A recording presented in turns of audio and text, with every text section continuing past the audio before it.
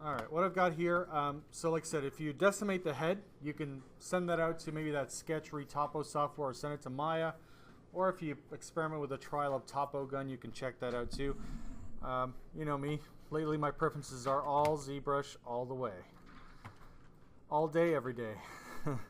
So, yep. Okay, so if you're not Z-remeshing, what I strongly recommend doing, in my case I've got the sort of custom interface where you've got the Z-remesher guides. So this is basically a curve brush. It's like curve insert tube. Any of the curve brushes basically have kind of this line system. And you can also get to it by B for brush, Z for Z-remesher. And then if you look in the upper left corner of each little button, it shows you another letter. So if you go BZR, that would be kind of like a keyboard shortcut combination. So if you don't have it mapped to a specific number or combination, you can actually start to memorize your most used brushes this way. Anyways, we'll go to Z-remesher guide. And essentially, let me just solo this. All you're doing is drawing curves, right? So I usually, like I said, for me a big focus is often trying to follow the lip line. And by the way, the draw size is affected. So if you go to a really small draw size, you get very, very fine curves. And I'm doing this with a mouse, so it's going to be probably a little bit rough. But, you know, so the draw size or the fineness of that curve. So if you go with a really large brush, it'll be kind of chunky and awkward. And I believe under stroke curve, you can adjust the, not necessarily the step. Is it curve step or... I think it's somewhere under here, like there's a curve snap distance, so you can turn it up or down. So if you find it snaps too much, you can maybe turn it down a little bit. But anyways, as soon as you essentially draw 4 lines, so I'm going to just clean this up. I'm going to click and drag, let's say from the tip of the nose straight down on the center line. So I'm doing this in symmetry. So I'll draw across, and then I'll draw another line to sort of trace the gap. I'll sort of pull this back and up here, and I'll do this for my first loop. And you'll see, hopefully at some point, not yet. Like I said, sometimes this system gets a little goofy. So if you're hovering near an endpoint, you can draw and redraw a line. If you have a problem with a line, what you can also do is Alt and click and drag across it. So let's say I draw here. Z-remesh. Oh, sorry. This is a dumb thing I've just done. So I'm actually using the Z-remesh brush when I should be using the topology brush. So it's very similar, topology brush. So it's actually B for brush, T for topology, and then O is the shortcut if you want to use that. So again, it's very similar. Draw your curves. By the way, those guides I was drawing, you can use them to draw right for the Z-remesher tool. But so let me just drag down the center line again. Trace the lip line, because again, the lip line is a very defining feature, and you want the mesh to flow with those major features. Now you see, as soon as I get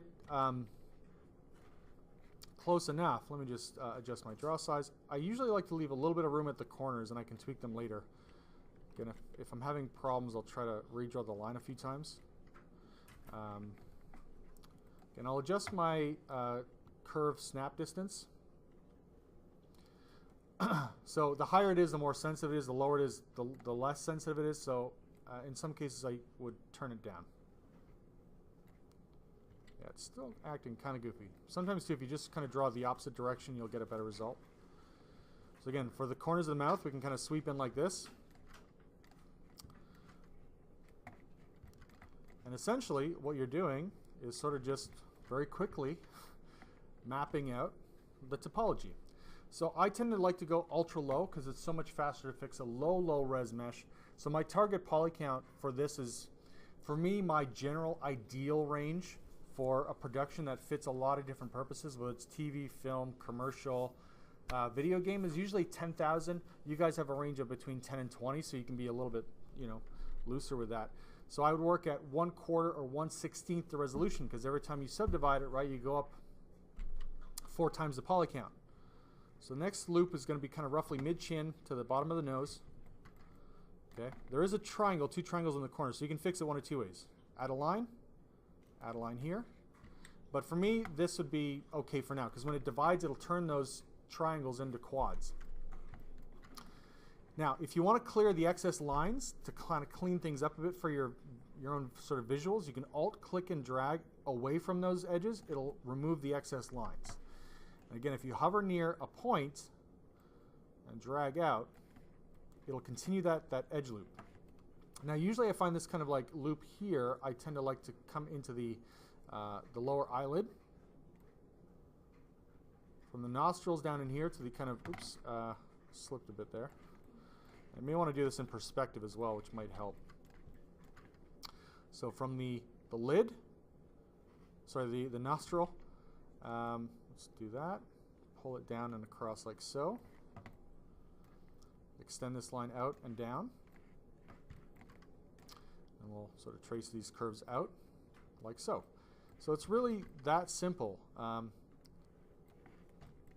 you can follow a lot of guides that I've shown you guys in terms of the nose, the face. Now if you wanted to, you know, sometimes I'll do something a little different. When it comes to the eyes, let's come across here.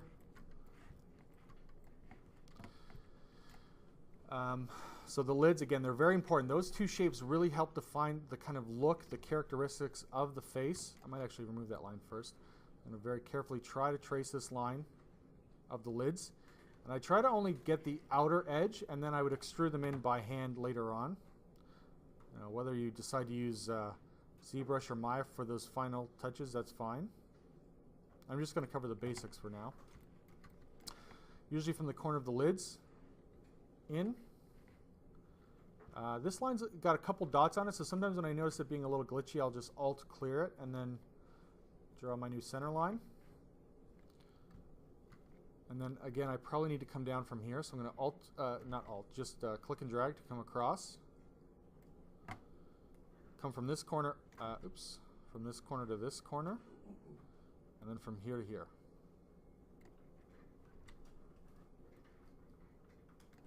There. And again, for the eyes, I usually like to have 1 or 2 lines coming out from the corners, just so we can get nice folding and creasing in those areas, like so.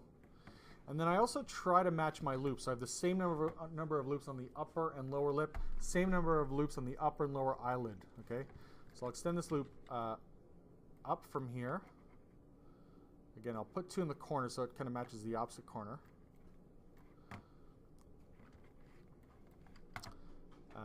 Yeah, let's try maybe 1 more loop across here. Remember too, even if the loops are not perfect, you can come back and clean them up, or you can just move the topology when you get ready for projection later on. Oops. Let's redraw that. So like I said, some people really prefer Maya's quad draw, which is, you know, totally fine. You know, I think whatever tool you feel most comfortable with. So I'll just clear this loop out. Connect across here. So this is creating a pole, by the way. A pole is when you have 5 or more than 4 edge loops, more than 4 edges connecting at a single vertex. So sometimes that can cause issues when it comes to modeling, but I might just redraw this little line here. Oops.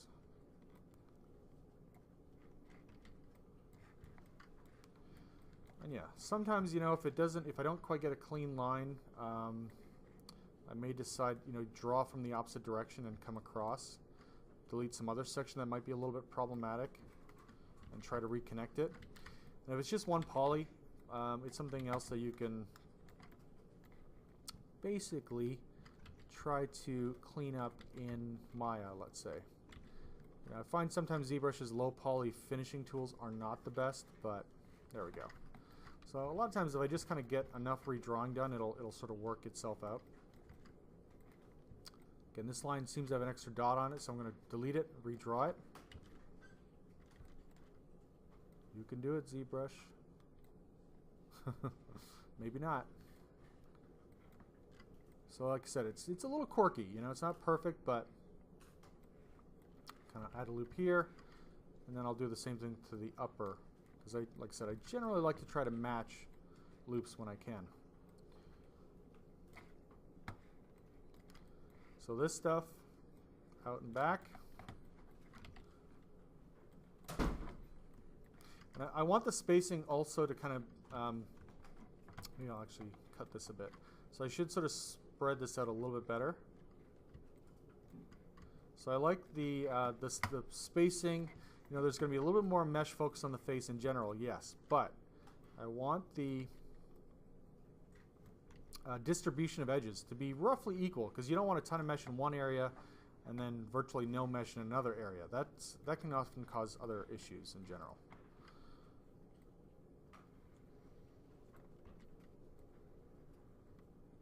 Okay. Again, sometimes a little quirky, this tool, but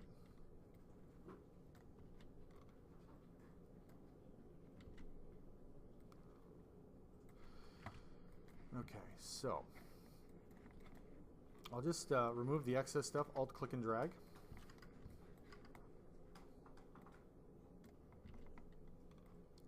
This guy, for some reason, doesn't want to connect. Sometimes it's in here, these little issues, but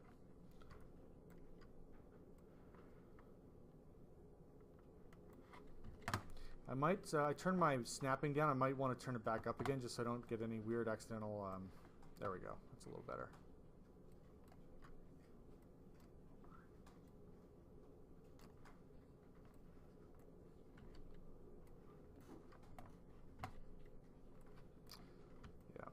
So this is this is one of those situations where, like I said, a lot of people would prefer quad draw because it doesn't always give you this kind of goofy stuff that sometimes happens. But so I'll just continue this out. In terms of the ear, people ask about the ear all the time. Oh my God, how do I handle the ear? What do I do with the ear? Well, what you can do, and I'll trace the jawline a little bit differently, by the way. At some point, I start to kind of just draw down, and I follow the jaw as much as I can. There we go. Just drag this out. So again, I want to watch distribution, which is how equally spaced is this stuff kind of flowing out.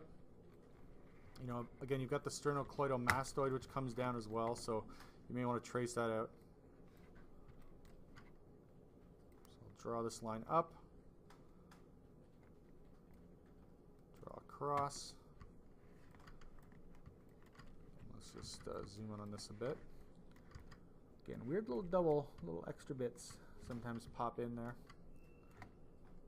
So I'll drag across like so. There.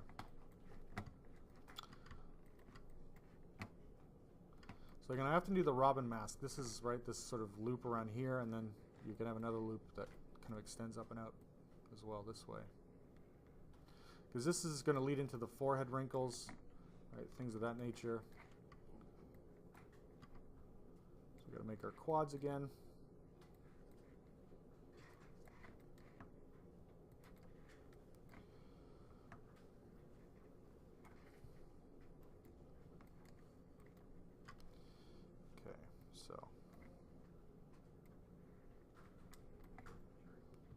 Triangle, yeah. Nothing wrong with a triangle every now and then. For the ears, what you can actually do is just leave an opening and then literally fill it with a solid mesh in Maya and then extrude it out, and then you just shape it. Because ultimately all you're doing is just projecting anyways, so you don't have to be so careful, I guess you could say, in those areas, especially because they're low detail areas. Unless you want a super accurate high-res ear, then you would go in detail and trace those. So a lot of times I keep the forms leading back into the head after the forehead, really, really simple. But you guys hopefully see how fast this can be. You know, it's a little more time than Z-Remesh, but the results are generally pretty decent. Oops. There. Yeah, this line. A little weird, this line. So let's try and redraw that.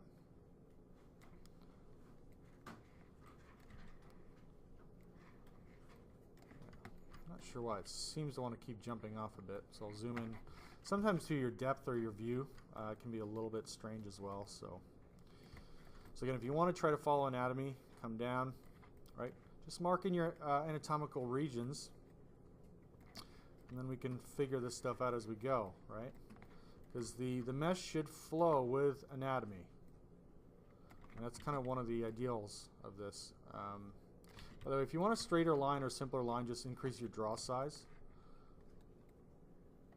That should help.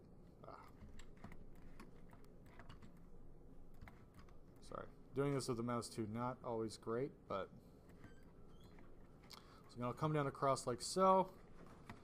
I'll just alt-click and drag across there. There we go. So again, we see this huge line.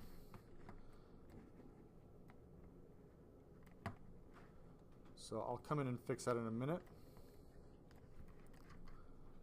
By the way, this triangle, if you wanted to fix it, just boop, drop another line in like so. So that actually turns it into a quad. Right, simple fix. And again, it's, I don't know why, it's adding some extra dots for some reason, but there. Right, so that's actually now technically quad, and I would just rearrange the spacing bit so it's more square shaped. For this stuff, I kept a line or a little gap over here, so I can do this. Ha! Right? So, come across. So, yeah, I mean, sometimes you can just kind of leave an opening around the ear. Extend this loop up here.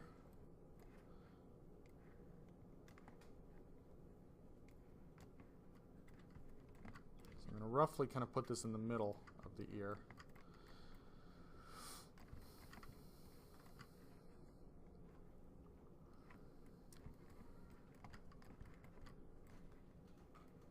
So we'll extend down. Now the rest of this I might just kind of extrude by hand down on the neck. You can also maybe at this point as well branch off another little line here. That would be okay, because there's kind of a little triangular dip down by where the collarbone and the sternocleidomastoid meets. So come on, ZBrush, you can do it. Or not. Alright, well, I'll have to cut that manually later on.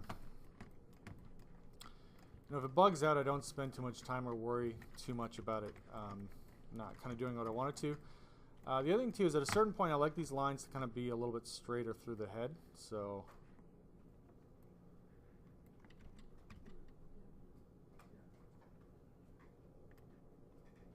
do that.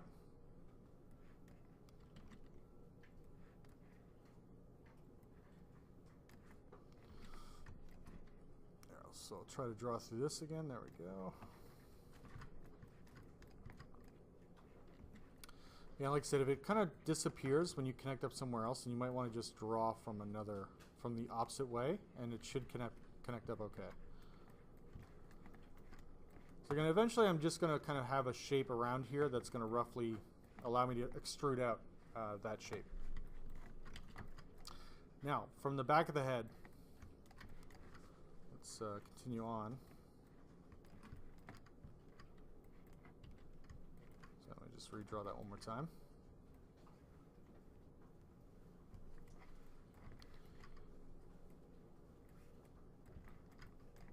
So I tend to just, again, you need less mesh in the back of the head. That's sort of like, you know, it's kind of a, I guess, how would I put it? Like a redundant area. We don't really need a ton of mesh back there because there's not a whole lot going on. It'll be covered by hair, so I often keep it extremely simple. So just for the quads out there, right? Connect that up like so. It's funny because we go from very, very complex to very simple in the back. This I would move around. I want to space it out because remember I said, you know, you don't want density. You don't want things to be too dense in one area. I should have probably drawn that out better, but I'll move those points by hand in a minute.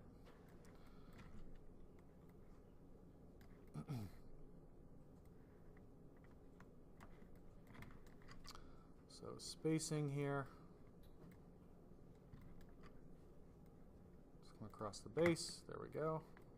And you can just kind of have these things come down. Oops.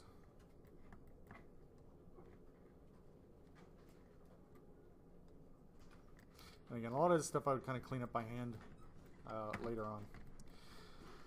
Okay, so what's cool about this technique is that if you decide to make a piece of armor, you can do this technique on just like a part of the arm to make gauntlets or something. And basically, if your draw size is anything higher than 0 or 1, so I've got a certain draw size here, like 37. If I click off of this, it'll actually make it like a shell. So you can make masks this way, right? You can make armor this way. But in this case, we want super thin mesh. Hollow mesh. We want the draw size to be 1, so it'll make a 1 thickness. So there's actually no backside or no extrusion, basically. It'll be ultra thin, ultra light mesh. And technically the curves have gone away. The mesh, the low-res mesh is there. And what you have to do is split it. So you have to go into Subtool, Split, Split Unmasked Points. Once you split unmasked points, you now have essentially your base. Now there's a couple weird things that happen with the base. So the first one is it creates a crease line over any opening, and we want to avoid that. So this creasing, you can see there's like a dotted line. Let me just make it a flat color so you can really see it. So you can see over any opening, oops, over any opening, if I can get back here, there. So this is the center line of the head. There's 2 little dotted lines on either side of the center line. So on the center line it creases, and on any open edge it creases. The idea is that it's like if you divide it, it tries to keep those areas nice and sharp. Right now it looks like a creepy S&M mask if you smooth it. So if you go into Geometry, you have to go into Crease. So Geometry, then Crease, and you go to Uncrease All. So it takes up those crease lines. And now if we hit Control D, you see it smooths out in a much more organic fashion. Now, I'm going to undo the divisions because there's some polygon tweaking that I still need to do. Remember I said there's like a gap here I'm going to fix. I can do that very easily if I simply go into, right now I've got Zmodeler, which is located on my custom interface. But if you don't have that, you go to B for brush, Z for Zmodeler, and then M is the modeler brush. And depending on what you hover over, if I hover over a polygon, by default it allows me to extrude. If I hover over an edge, it allows me to add insert loops very quickly. And if I hover over vertices, it's just there to move the vertices. So in this case, I want to bridge from this edge to this edge. If you hover over edge mode, hold space bar. Now you can actually say, I want to bridge edges. Click this edge, click the second one, it's bridged. Now it creates a little polygroup, so if you want to kind of clean that out, you can hit Control W just to clear the whole polygroup. So that's another fix. Now if you wanted to bridge here as well, we could do that. So again, I'll bridge. There we go.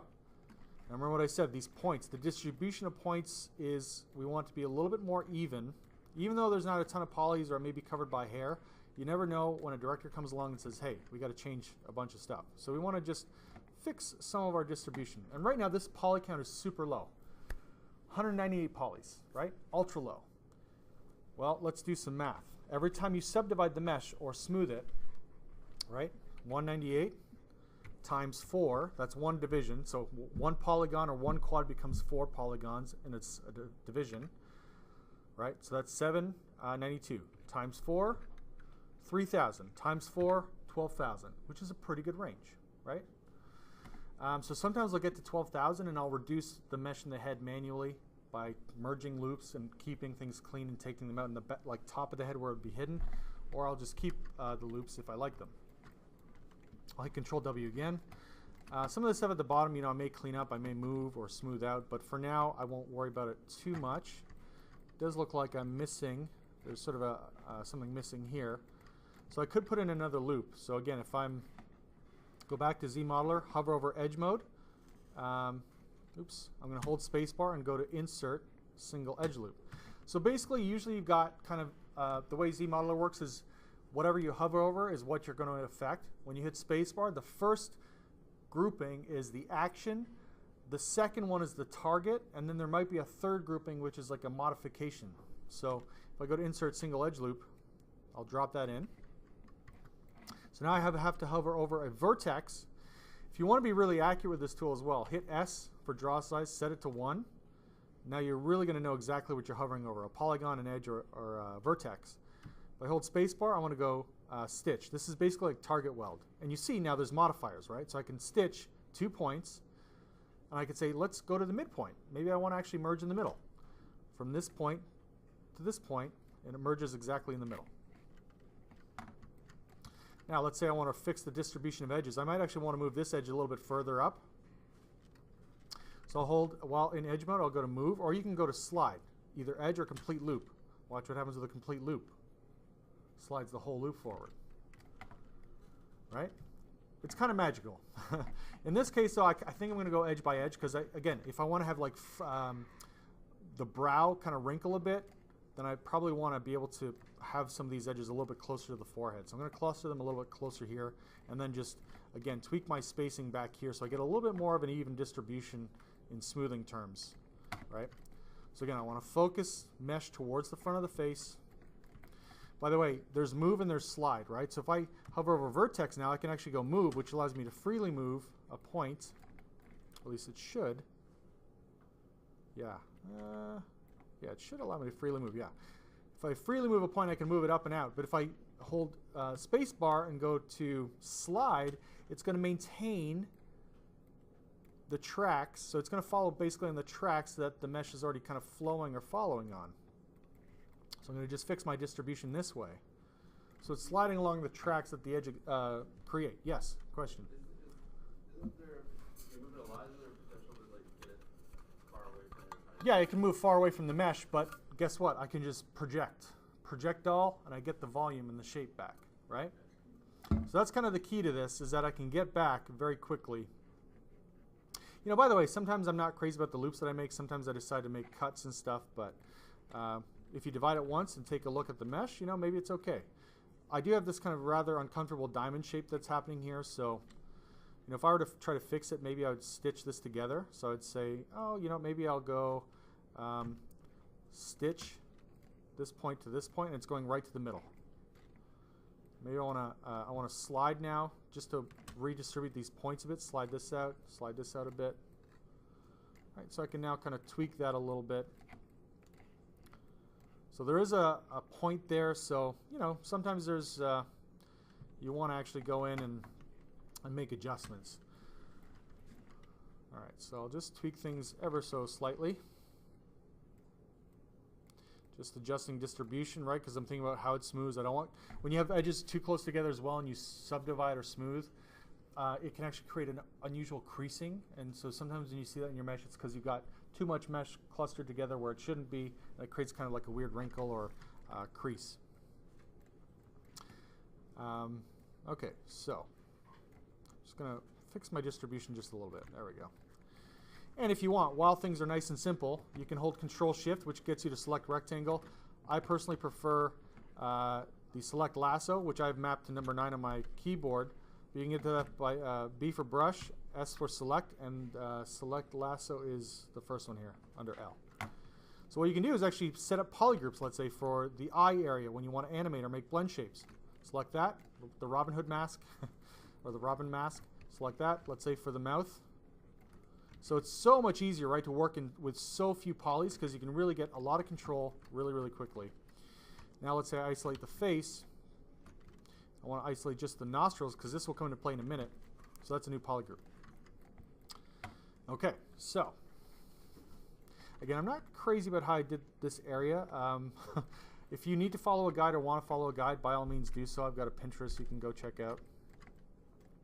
And again, for the ears, let me just get it a solo so I can sort of see roughly where the ear area is. So I might just kind of move around some points. Yeah, I've got a huge gap, so I might have to do it at the next resolution. So remember what I said, if we solo this, just so we don't see what's going on, solo this, you want to turn off any visibility. So if you've got teeth and gums and stuff and you project, it may get confused between the head and the eyeballs and the gums and the teeth. So you want to make sure whatever is visible for projection is only what you need to project to. So it's under Subtool, and then you just turn off the visibility of the stuff you don't want to project to. And I'm also using Solo. It's a little confusing. You can kind of Solo, which quickly isolates a subtool, but that doesn't actually change its true visibility in the way ZBrush looks at it. So I often like to kind of hide the stuff I don't want to project, but still turn on solo so I can kind of see what happens. And you can go project all. Yeah. Is that like the Dynamesh is whatever resolution it is. It can still be 1 million or 2 million polys. It can actually be decimated. The reason decimation is actually efficient is that when you have, let's say, 1 million, 2 million, 10 million polys and you project, it takes longer because it has to analyze vertex to vertex. So it has millions more vertices to calculate. So if you want to speed up your projection, you can decimate as a middle step. So that can help the speed of things. So now if I go, let me go back to the base again. I'll solo this. So I'll hit Control D, which is the shortcut to divide, project all. Now you can reproject or maybe do a little bit of smoothing and reproject, project all. You know, it's not terrible yet. I think there's something going on with the corner of my eyes that's not quite right, but if I divide again, project all, you can see that there can sometimes be these gaps, right, between. So what you may have to do is increase the distance. It's actually saying, what's the distance between the low res and the high res? If we project all again, it's getting those details a little bit better. I want to focus more on the face. I'm not worried about the cleanup in the neck yet. What you can also do is say, let's go to the furthest point, or outer. And again, a lot of times what I'll do is I'll kind of like soften a bit and project. Or you can get out of solo and go into transparency mode, and you can say, oh, there's a problem here with the volume of the head, right? So if I go down to my lowest division and just pull this stuff to be much closer, I'll get a much better representation, right? Same thing with the lips. I find this is, again, the lips and the eye lines are super important. I must have lost my inner loop there, I guess, for my eyelids, but. So a little trick. Let's see what we can do here. I should clean up the bottom of this edge, but like I said, I'm more focused on the eyes right now. The neck I can clean up later on, but you can actually go in to do what's called a close hole. By the way, certain functions, whenever you edit the actual topology, like you edit edges and stuff, it doesn't like it when you have divisions. So oftentimes what I decide to do, like, sure, I've tested my projection, it's a little weird. In this case, I want to close the holes and fix the eye loop, so I'll go delete higher, because I have to do a fill hole. And fill hole will not allow me to do that with subdivisions. I don't like freezing subdivisions. And what that does is it keeps all the layers of subdivisions and detail, it puts it aside and gives you the lowest subdivision layer as if it had no divisions. But it's hiding the other stuff. When you unfreeze it, it brings it all back, and if there's a major change in the mesh, it can do weird projections and give you weird broken mesh. So I find it's often easier to just delete and then reproject if you need to. So in this case, we can go to close holes, right? So these are technically now a new polygroup. The little, I believe, the little eye openings should be their own polygroup. Let me just try to hide that. There we go. And this down here as well for the neck. So I'm going to just hide this stuff off. Hit Control W, so again, it's separate from this, whatever this neck opening thing is. Okay. Now, it's funny because when you create a new polygroup, sometimes the color coding can look almost identical to another group. So I'm just going to hide this off. So if you want to, just for your own kind of visual reference, hit Control W again, just so it's a little different color. It's more of a visual thing, just so you know. So now what we can do, again, I'll go back to Zmodeler. Hover over a polygon, hit the space bar, hold it, go to, you can either do extrude, which will pull it in or out. I do what's called an inset, which is basically like a flat extrusion. Flat extrude, not a single, but a polygroup. Not each polygon, but the whole region. There. It's a little broken. This is one of those things I don't like with the tool here, but I'm going to try to maybe delete some of these triangles as well, because I think it's causing a bit of a problem. Can I delete? Yeah, let's try to delete that, and maybe delete this. Okay. So now I'm hovering over this. Yeah, this is also weird. Can I turn the edge? Let's see. Yeah. Anyways, let's just try this as is. So I'll sort of take this in.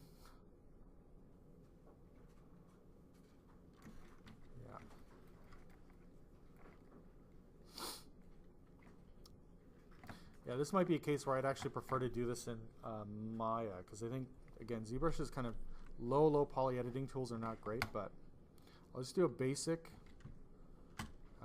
Yeah, let's try this.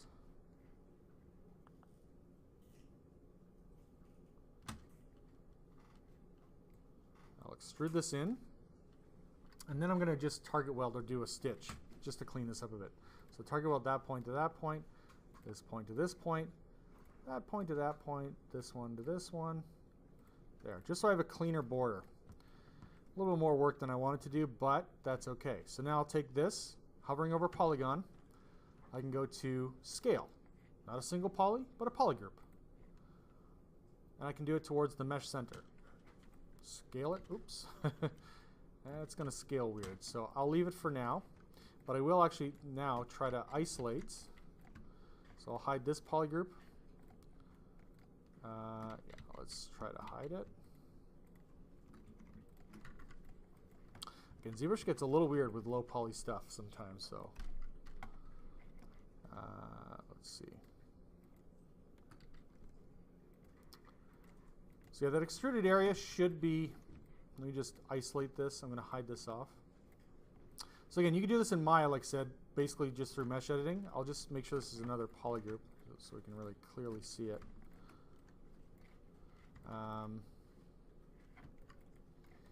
Okay.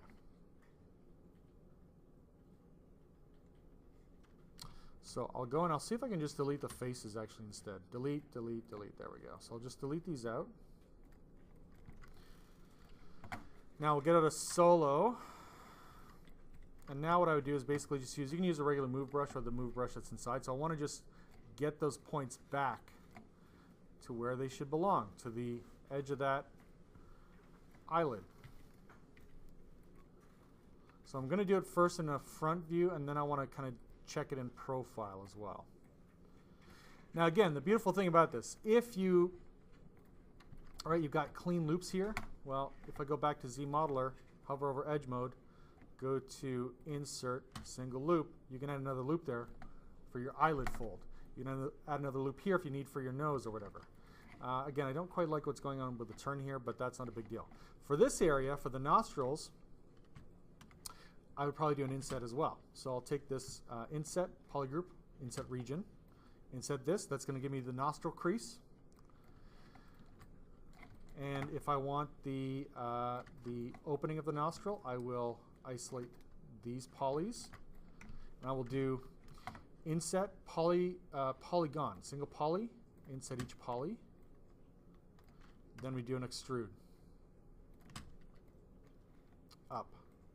I'll push it up slightly and then I'll move it and probably scale it. So again, you know, it can be really fast to get this stuff done.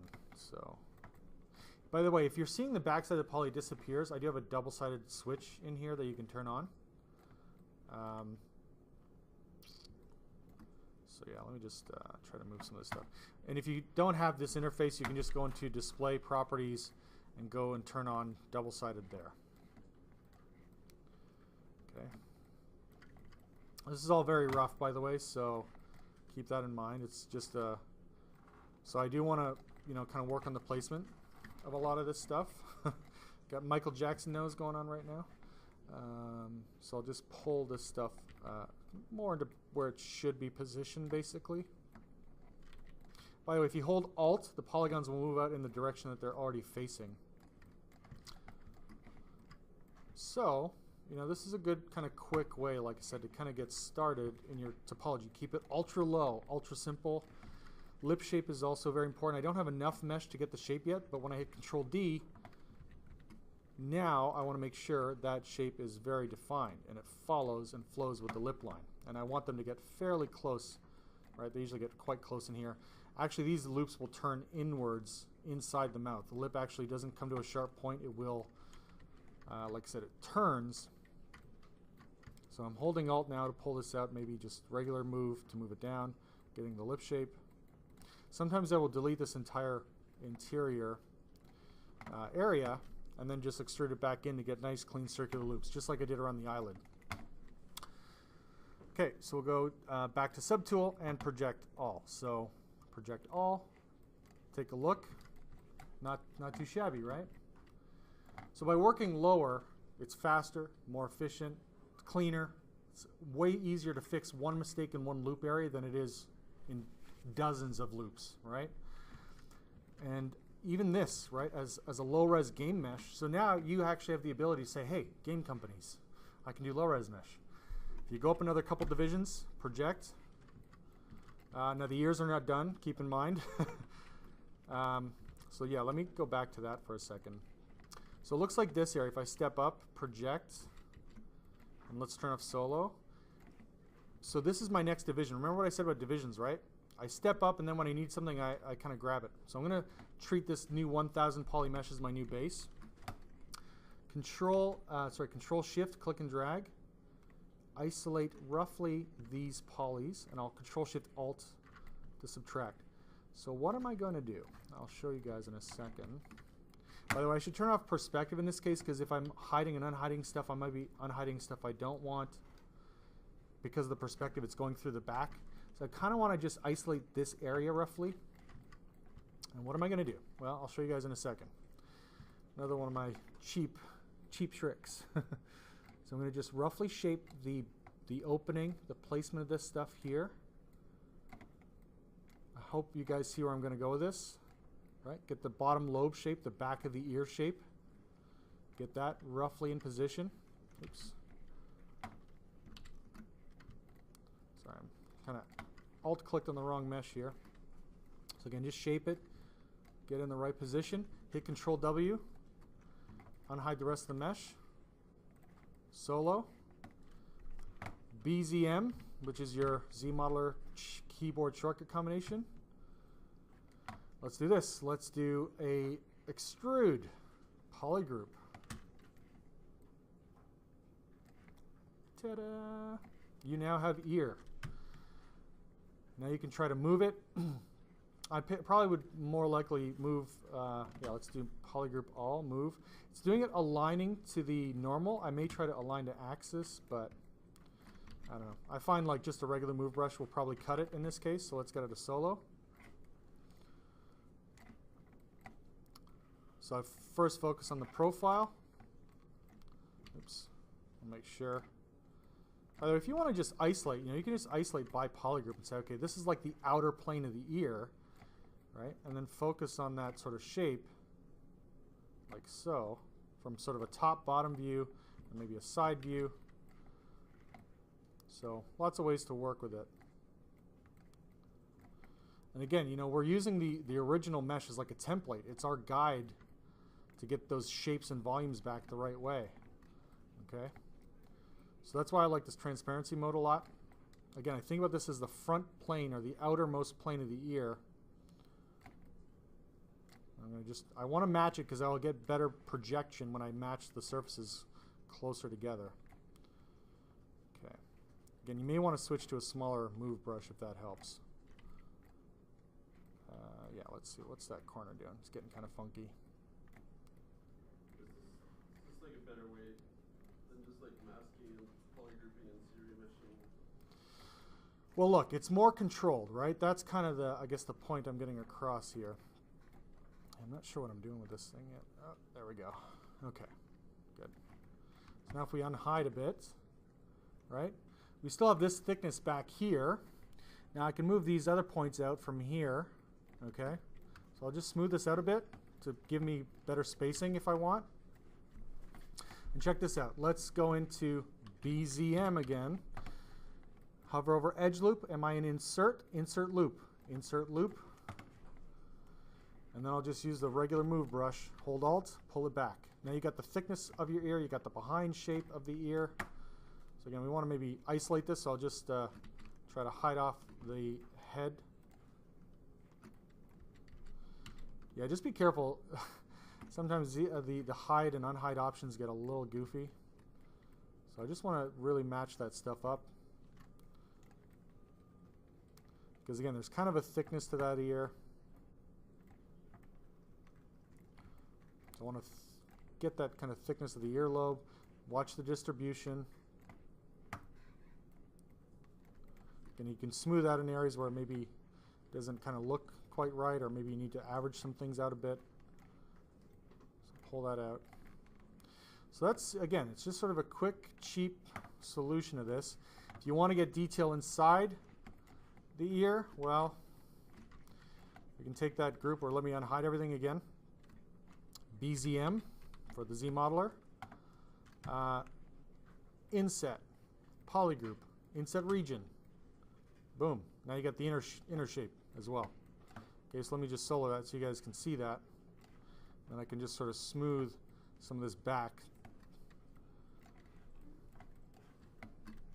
Again, I might smooth out some of this other stuff as well, just to fix some of the distribution, make it a little neater and nicer, cleaner, whatever. You can also stitch away some of this stuff or delete away some of the stuff if you don't like it. Let's get back into solo for a sec, because I want to pull this up. Usually the shape comes up quite a bit, so.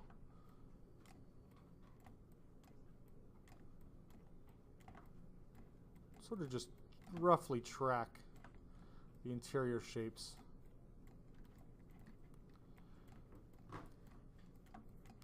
Now again, sometimes what I may do as well, because there's lots of loops in here, because the ear is like almost like a, I think of it almost like a cylinder, very shallow, elongated cylinder. But at some point that cylinder, whatever loops you have, if you have two here, it's going to merge into a third. So sometimes I will go in and do something like this, where if I go to the Zmodeler, I'll go in and say, okay, well these things kind of all merge together, so let's just stitch into here, right? Because we don't need that many loops right there in the front of the ear, so we'll kind of pull this stuff back a bit. And eventually where it branches off, right? There. So something like that would be okay. Okay, so let's get back into solo just so we can check this out for a sec. Divide it once. So now we're at what? 5,000. Project all. Again, some weird head issues, so I'm going to undo, get back out of solo. I want to just fix the volumes up here. So again, it's the same techniques kind of over and over and over. Use the move brush if you need to get the volumes to sort of roughly match. Smooth it if you need to. So there's a few little weird issues there. That ear area definitely needs to move in a bit. So you can project at this resolution. Usually that tells you that things are working okay. Divide it. You may need to smooth a touch and then project again. Solo. Not looking too bad. Again, sometimes I'll smooth and project. Smoothing, projecting can help. Divide. Oops. Sorry. Divide, project. Yeah, there's some weird stuff happening with the eyelids, so I may need to protect them or go back. But I do, usually at some point I want to keep my low res very, very low res, so I can go back and fix some of these unusual shape issues. Sometimes the nostrils, because they're, they're really, really fine. So let me undo the projection in a few spots. Sometimes I'll hide those loops off. Again, these thin areas, because I set it to furthest, it could be projecting weird. So you want to be careful about your distance slider, your projection slider. But again, I can now kind of quickly isolate the areas that I need to fix via Polygroup, and let's say those interior nostrils, I'll just grab them and smooth them, unhide, and now I may need to just kind of inflate them, so I can use maybe my inflate brush here. So I'll hide the outer nose group and just kind of quickly inflate. So again, you can mask them if you want to protect certain stuff. You can hide them based on polygroups. So there's lots of really good options. Sometimes, like I said, you need to manually tweak the eyelids. But hopefully you guys see, right, the power of kind of working ultra low. I divide again, project all, smooth, project, smooth, project. So I'm dividing one more time. Now this is where I want to get my high res back, right? Control divide, so I'm getting into hundreds of thousands of polys. So we'll smooth some of these issues. And what you can do before each projection, at each subdivision level, I guess I wasn't doing this in symmetry, but what you can do is before you do a projection, if it's creating weird issues, go into it's called Morph target. So you can store a Morph target before projection and bring some of those weird areas back. So again, I'll just push this stuff further in, project all, smooth, right? Now you can get far more accurate in the ear and carve in all the shapes in detail, but for the purpose of this assignment, that's not so important, you know. It's really all about the eyelids, which are going a little squirrely here. But the powerful thing about this is that I can now go down to my base resolution and fix that. If there's a weird issue here, I could say, oh, you know, these things are far out or too far out, right? Take the move brush, pull them back in, make them fit the profile. So this is what I have heard other artists call, and I like to refer to it the same way, as resolutions of control. So your low res gives you a ton of control, allows you to make huge moves in seconds rather than minutes or hours. You know, you can change and affect these shapes very, very quickly. And again, if I want to focus on the areas, I've got these convenient polygroups that I can kind of hide or unhide to be able to basically hone in on these problematic areas, you know, reshape things, smooth things out. Okay. So, you know, clearly the eyelids were sort of hanging off further from the face. They were sticking out like a sore thumb. So now we just go in and try to push them back into the right depth. Okay. So I'm not going to bore you to tears with that. You know, you can smooth it, reposition it, right? As long as you track that original sculpt or improve upon the shape from your original Dynamesh, that should work just fine. So again, you know, you might have to tweak. If you've already done the projection and it's weird, you may just have to simply undo it, smooth it as you go. Like I said before, so let me just move the eyelid into position again at this resolution. Get it at the right. There. So you get it right, you do your projection. Before you project, if you want to be able to fix problem areas, you go into Morph Target, Store Morph Target, then you do your Project All. Geometry, Subtool, Project All.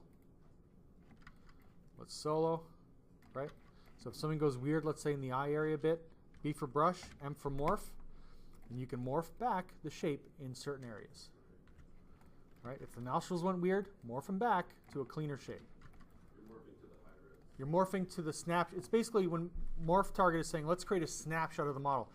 You have to do that at each subdivision or each resolution. So if I Control D and divide this again, or go up in division, I have to delete the Morph Target and store a new one, right? So let me just delete that, store this. This is clean. And then if I do a Project All, if it gets weird, Project All, right? Again, the eyelids, because sometimes they jump across the opening.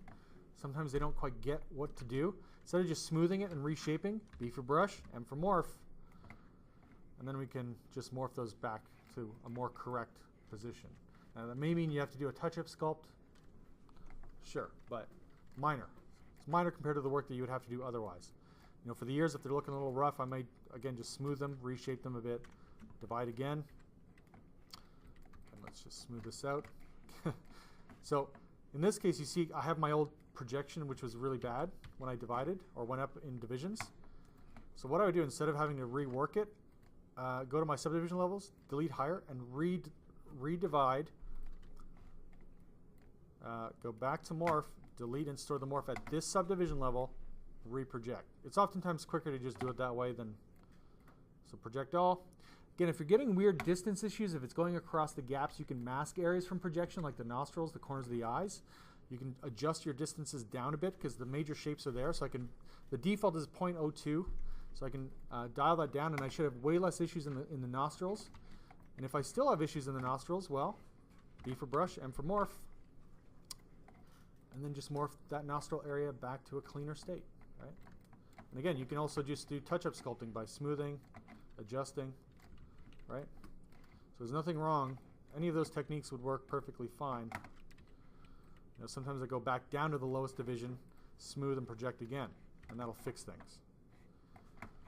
Now again, if I go to my highest, there's some weird eyeball stuff happening again, so I can just be in the morph and clean it up, right?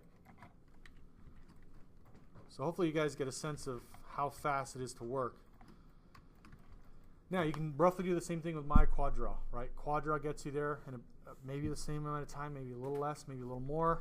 And if you draw really, really simple, it's so much faster and efficient to work. And like I said, if you go to my Pinterest, or just Pinterest in general, Pinterest face topology, oops, topology,